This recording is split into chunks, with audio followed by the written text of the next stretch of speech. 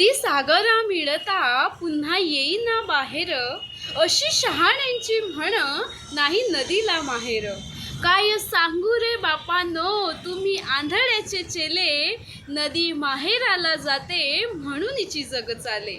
सारे जीवन नदीचे घेतो पोटात सागर, तरी तिला आठवतो जन्म दिलेला डोंगर. डोंगराच्या मायेसाठी रूप वाफेचे घेऊन, नदी तरंगत जाते पंख वाऱ्याचे लावून. पुन्हा होऊन लेकरू नदी वाजविते वाडा, पुन्हा होऊन लेकरू नदी वाजविते वाडा.